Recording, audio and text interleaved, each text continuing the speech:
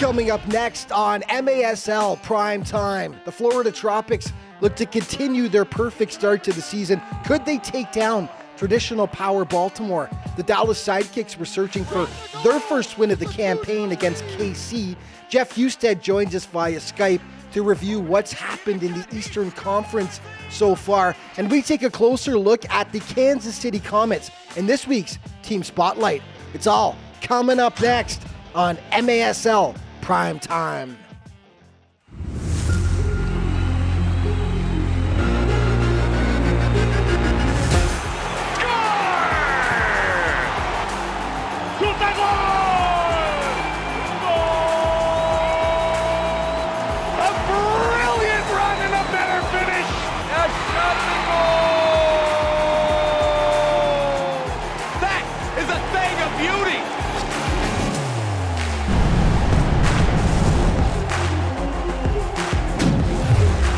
This is MASL PrimeTime. Welcome back, everyone. I'm Alex Baschuvahnskee. In the Eastern Conference, one team is certainly living up to its preseason hype.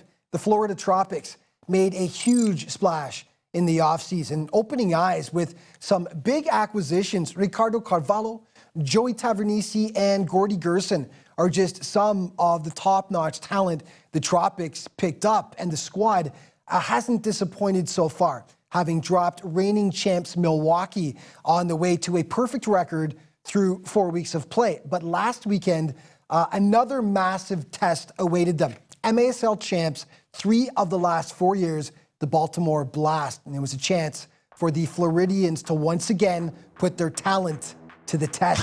Highlights in this segment are brought to you by Mitre. Mitre, the official soccer ball of the MASL. This was one of the most highly anticipated games of the season so far, but Florida just ran away with it. First quarter, Victor Pereiras sticks with it on the rebound and makes it 1-0 for the Tropics. In the second, bad luck for the Blast here as the ball pounces in off Baltimore's Juan Pereira. And yeah, Florida will take it any way they can get it. As you see, it just bounces in off his leg there. 2-1 Tropics after 30 minutes of play. Second half now, sloppy play by the visitors. Keeper William Venzela serving it up on a platter. FLA taking full advantage. Ricardo Carvalho continues with the hot boot, makes it 3-1. Gordy Gerson was one of the big free agent signings for Florida this year, and he's starting to get hot as he crushes the offering past Venzela to make it 4-1 for the Tropics.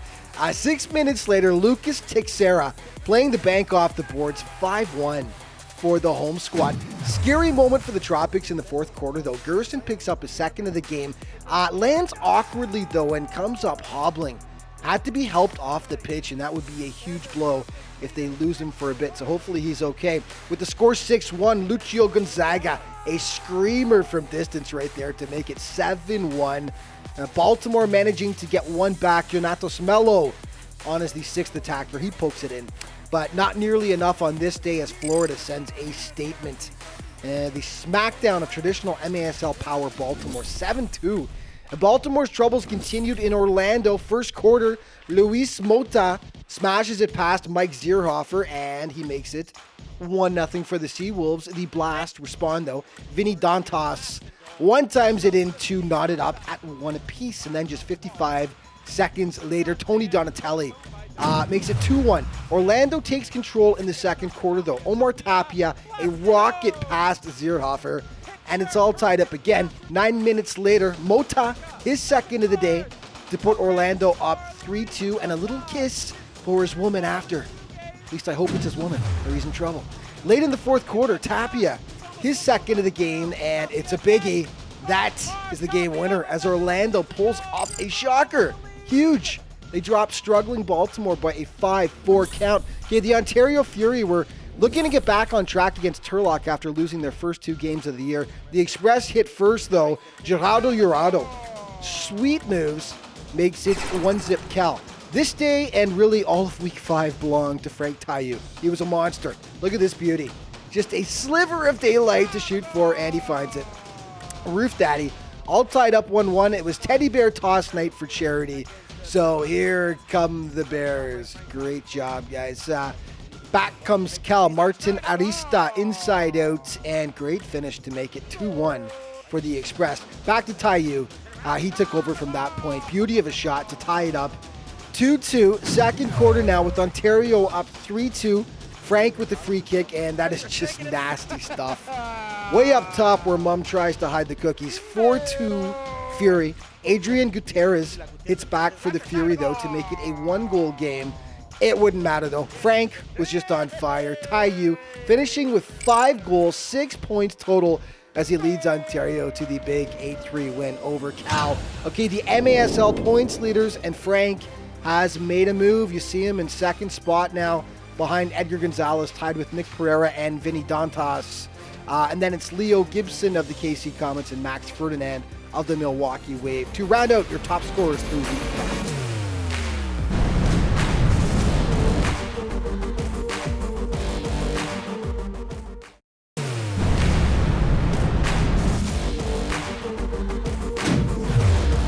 Welcome back to MASL Primetime. 2 weeks back on the show, we featured an old MISL game from the mid-'80s in which Kansas City hosted San Diego. Over 12,000 were on hand in KC to watch the contest. Decades later, the Comets continue to inspire a passionate fan base.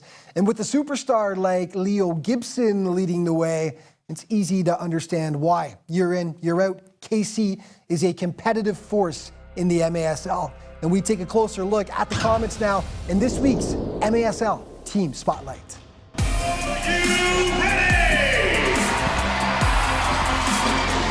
They love their Comets in Kansas City.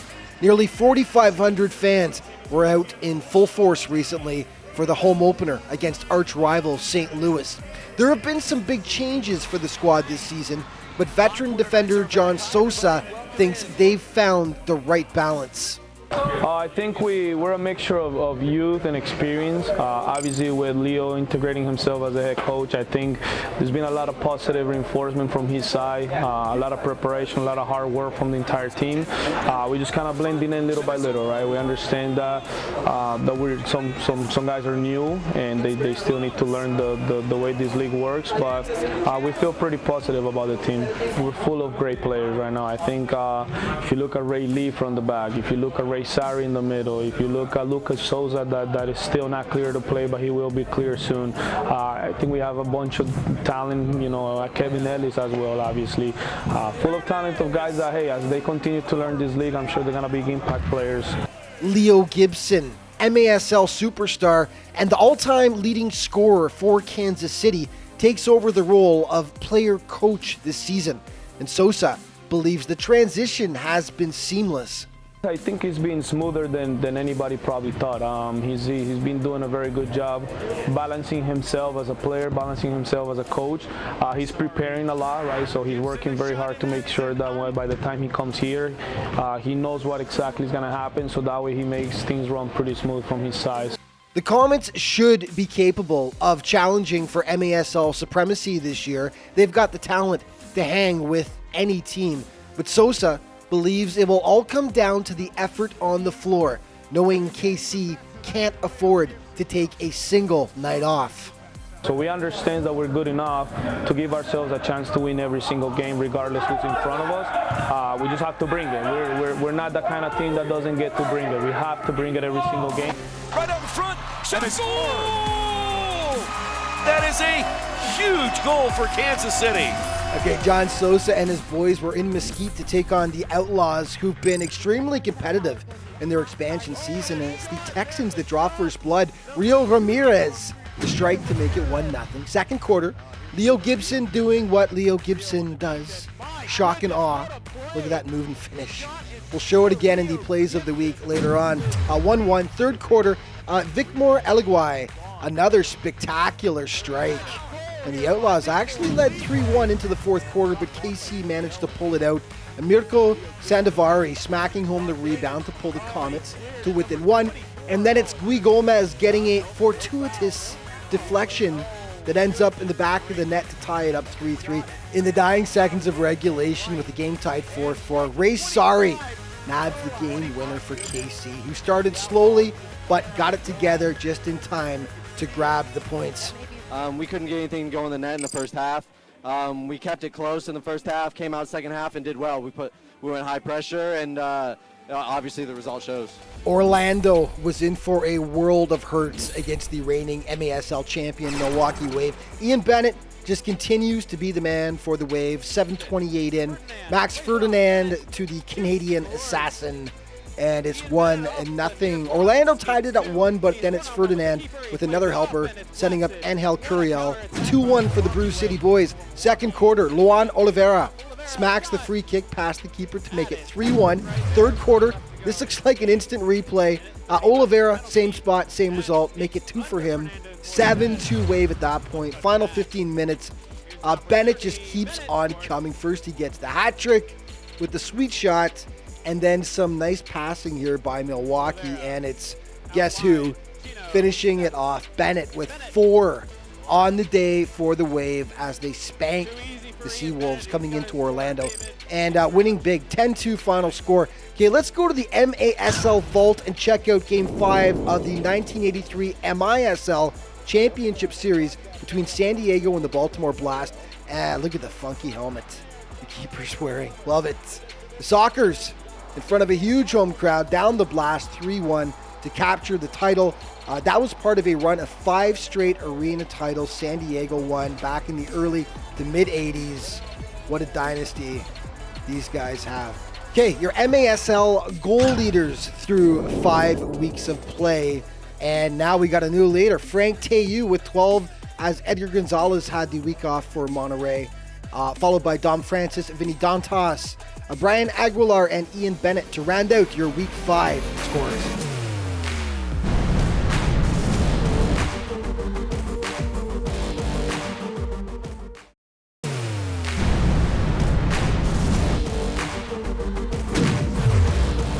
Hey, welcome back to MASL Primetime. Last week we had the voice of the San Diego Sockers, Craig Elston, on the show to review what's gone down so far in the Western Conference. This week we're going to take a look at the East, and who better to do it with than the host of the MASL Weekly podcast, Jeff Husted, who joins me now. Jeff, welcome.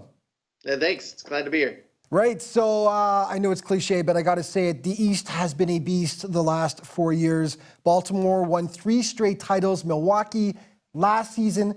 And it looks like it's going to be an absolute dogfight this year again between numerous clubs that have improved themselves as well. What stuck out to you so far about the East? Well, I mean, you said it. The East has kind of been the powerhouse divisions before, the powerhouse conference this season. I mean, you look at the teams, you said it earlier, of the 5 MASL championships, 4 of them have come from the East. 3 of them were Baltimore and then Milwaukee last year. And then you've got teams like Utica who are challenging all the time, and they look strong this year. And then you got some traditional teams in the Midwest. So, you know, it's just been the powerhouse division, and it's looking to set up that way again this year. Well, give me a comment on a team first. Maybe which squad has surprised you the most so far in terms of possibly having exceeded your expectations? Well, you know, it's tough to say this about a team like Florida that went out and just bolstered their roster and added so many star players. But it has been surprising a little bit about how well all those players have gelled together so far this year. They've come out, and when you add stars and superstars like that, and you get a team that's, you know, of the 26 guys on the roster, 20 of them could be starting anywhere in this league, you start to wonder about how are they all going to fit together. You got a guy who's used to being the star. He's maybe the second, third guy down the line on this team. You know, is that going to cause problems? And so far it hasn't. If you've looked at all their games, they play strong, they play as a team, and now they're at the top of the conference. Is there a team that perhaps you were expecting a bit more from at this point that hasn't quite performed as well as you thought they would? Well, when you look at teams that you made a leap last year and you were thinking maybe they'll make another leap this year, you have to look at St. Louis. and they've had a rough start. They've faced two of their first games were against the defending champion Milwaukee Wave, which is a tough start for anybody. And then they went on the road to Kansas City and lost that one. So it was a little bit disappointing that they didn't build on what they did last year. But then, look what they did when they hosted Kansas City a couple weeks ago, and they didn't back down when Kansas City started to come back, and they actually pulled that one off in overtime. So to say there was a little bit of a disappointment in the way they started, it's not to say that there's their season is over. I think there's a lot of things that they can do. And I've said this many times, now that Everton is focusing just on being a coach rather than being a coach player, and he's brought in a few more of those guys that he has developed, I think you'll see a lot of good stuff out of St. Louis. Vinny Dantas of the Baltimore Blast has been just out of this world so far. Near the top of the MASL scoring race. He had a 6-point game against Orlando 2 weeks ago. Just talk about Vinny's dominance so far. I mean, Vinny is just a beast. Anything he does out there on the field, it doesn't happen unless he wants it to happen, because he just controls play. It's tough to get the ball away from him when he's got the ball, and he's got such a strong shot and great placement that if he gets just an inch of space, he's going to put it exactly where he wants it. As a goalkeeper, it's tough for them to defend a guy like Vinny Dantas because he can plow through people and just barrel on into the goal, or he can just dish it off to guys like Rayleigh or Diesel or any of those guys that Baltimore has running the line with him. So you never know what to expect from him because he's a big presence on the field, and he's just got a nose for the goal. Definitely. We've got just under a minute. You are the host of the MASL podcast, which runs each week. Tell us about it. Tell us viewers just a bit more about what it is and what they can expect. Yeah, the MASL podcast is something we started last year. You talked to Craig last week. He hosted it last year, and I'm excited to take it over this year. We put it out usually every Tuesday or Wednesday morning, and it's just a great chance for us to kind of review some of the highlights like you do here, and talk to some players. It's great for listening to when you're out working out or driving to work or anything like that. We try to make it a little bit interactive. We ask people to tweet in questions or send us messages on Facebook or social media. And it's a good place for us to just kind of get out more content about the league and what fans really want to hear. Excellent. And MASLsoccer.com is where they can go, obviously, to find you guys right there on the front page, right? So you're doing a great job, man. I love it. I love how in-depth you guys get on the podcast. And you know what? Thanks for coming on today and giving us your expertise. Well, thanks, Alex. I love what you're doing here, too. So it's been great. Thank you so much, my friend. More MASL Primetime coming up in just a minute.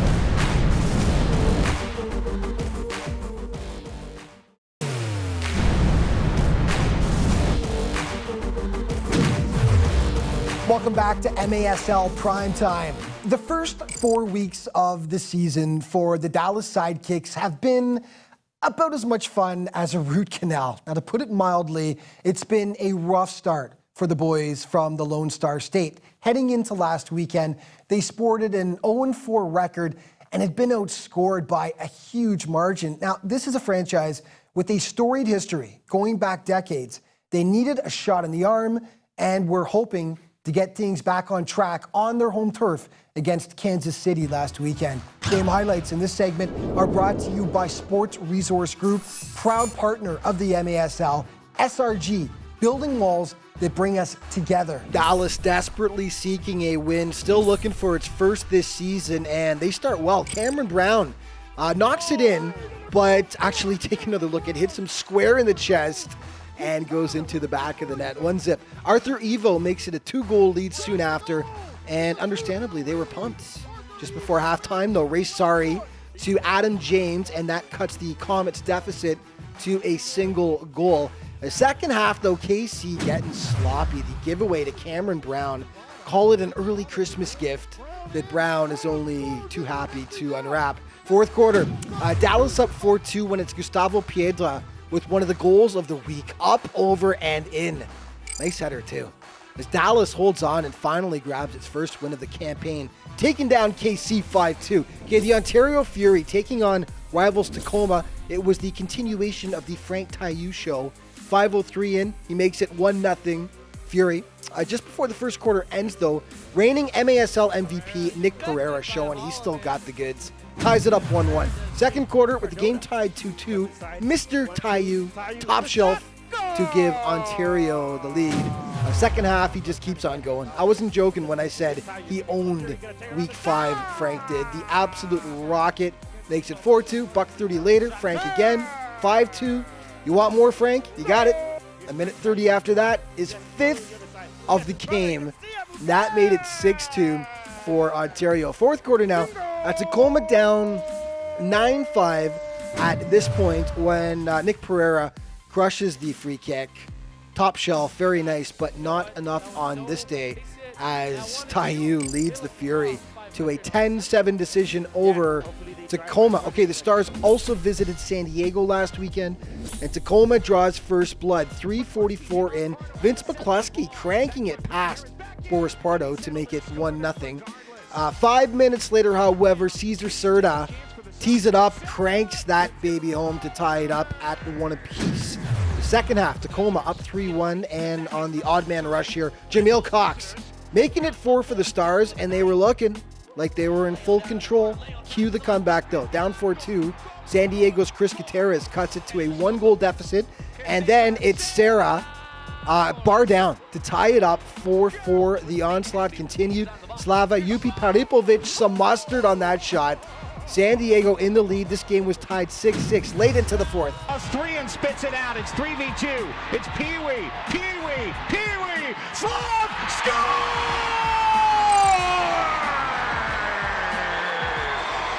And that would prove to be the game winner for San Diego. They win 8-6. Okay, the naughty list for this week. Richard Sherman of Orlando, there he is right there, was suspended for 1 game for getting 3 penalties against Milwaukee. And this was the one that put him over the edge. Contact above the shoulder right there. The MASL Team of the Week for week number 5. Frank Taiu, of course, Ian Bennett, Max Ferdinand, Pee-wee Ortega, Luis Mota, and Juan Gamboa in goal. And our primetime player of the week, 3 guesses, and the first 2 don't count. Frank Taiu, obviously, who played like a man possessed.